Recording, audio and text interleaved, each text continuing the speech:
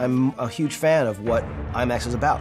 I wanted to shoot this one sequence in the format to have a movie, even one sequence of it, shot using those cameras. You feel it, and it ends up being that much more fun to watch. It's really amazing and innovative. Because I remember asking our DP how it works, because obviously IMAX is the bigger thing, so it was cool shooting on IMAX cameras. I just remember being on set where you see Finn just in the desert. That was the first time I saw the IMAX cameras up front. And when I saw that logo on the camera, I was just like, oh, yes. It's true. All of it. For fans of Star Wars, they'll get to experience a sequence in a way that they haven't before. JJ and the whole team are so invested on making this a fulfilling experience. The Force, it's calling to you. Just let it in. I think everybody felt very immersed in a very real world, and I think that will translate to the audience. Nothing will stand in our way. I will finish what you started. The scale of it is so big and the sound is so great, it just makes it more immersive. IMAX really is a powerful engine for storytelling. Everything's going to be bigger and more beautiful. You get dropped right into the middle of it.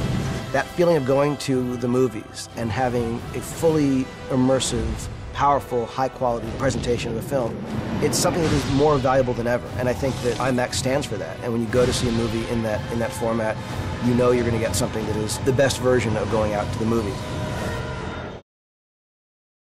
Hey YouTubers, it's Charlie. So there's a new IMAX featurette for Star Wars The Force Awakens. It's basically like an ad to say, go see this in IMAX because it's going to blow your mind. Like, it will completely melt your brain. They haven't really specified exactly how many scenes are going to be in true IMAX, like 70mm IMAX. That's like the giant square screen. There aren't really that many of those theaters around the United States. There might be one near you. You can check the IMAX website to see if there's one in your area.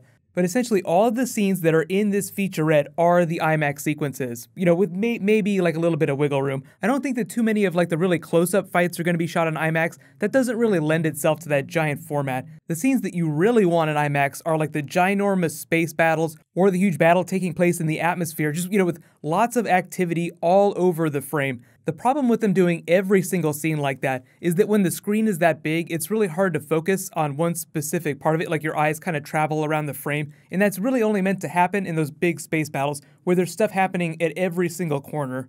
When you have scenes like, say, a lightsaber fight, really you're focused on the middle of the screen, like you're focused on those two figures. So like the nightmare of every IMAX ticket buyer is that you get stuck in that first row and you're basically looking straight up at the screen so you can't see anything. So if you don't have a true IMAX theater, like a 70mm IMAX theater nearby, don't worry, it's still going to be an amazing film. In fact, usually when I go to watch a film to do like a review or do an analysis or something like that, I don't go see it in IMAX, I don't see it in 3D. It's way harder to focus on details of the film when your eyes are traveling all over the place. So if there was ever a time to blow your money on like a big 3D IMAX movie, go see this in the biggest format possible, then see it on a regular screen, because you'll probably find that you missed a bunch of stuff. The other big format that I know some of you guys have tried out is the 4DX. Those are the theaters that actually work like real roller coasters. The seats move around like they shake with the action. I could see that being fun for something like this, but if you really want to focus on like specific details in the movie, you really need to see it in like a normal format.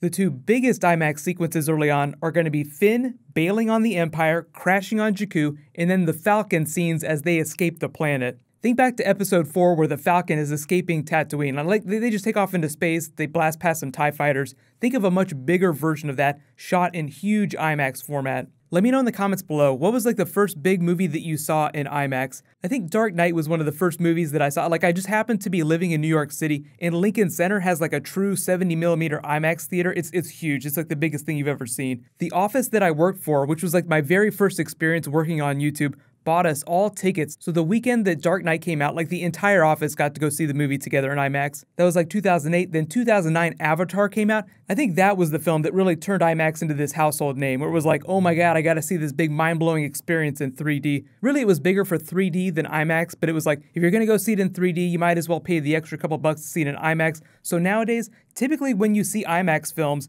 they're also in 3D automatically. There's very few showings that are just IMAX and not 3D. If you wonder why that is, it's because movie ticket sales are down so much. They keep wanting to add features to make it feel like you're getting your money's worth. So it's like, if you're going to pay $15, $18, $21 for a movie ticket, you might as well get this giant roller coaster experience. So that means extra huge screen, extra immersive 3D, and seats that shake in certain cases if you're doing the 4DX experience. Congratulations to this week's giveaway winner, Hex79. You win 2 IMAX tickets, or it's really a gift certificate for 2 IMAX tickets to Star Wars The Force Awakens. Be sure to private message me on the back end of my channel so I can get your contact info. What's going to happen is I'll start posting some more bonus videos for Star Wars next week. I'll start another round of the giveaway then. There's some really cool stuff happening this weekend. There's a new Deadpool trailer coming really soon. Lots more Star Wars, lots more Marvel stuff next week. But NPR, in case any of you guys listen to NPR or Fresh Air, they asked me to come on for like a really short segment and talk about Star Wars Episode 7. I don't know when it's going to air, but whenever there's a link, I'll let you guys know so you can check it out. It's been a really big week for Emergency Awesome stuff. First The Atlantic, then Screen Junkies TV Fights, now NPR Fresh Air. Some of you guys have asked me if I'm doing anything special for 1 million subscribers for the big milestone. I haven't really figured that out yet, but it's going to be a couple weeks before it happens, so I'll let you guys know between now and then. I'll probably do a big room tour video. We'll do something fun. While you guys wait for everything to post, in case you haven't seen it, you can click here for the last big Star Wars trailer I posted, a whole bunch of new footage, and you can click here for the Flash Season 2 Mirror Master episode trailer. Thank you so much for watching. Everybody, let's high five. I'll see you guys tonight.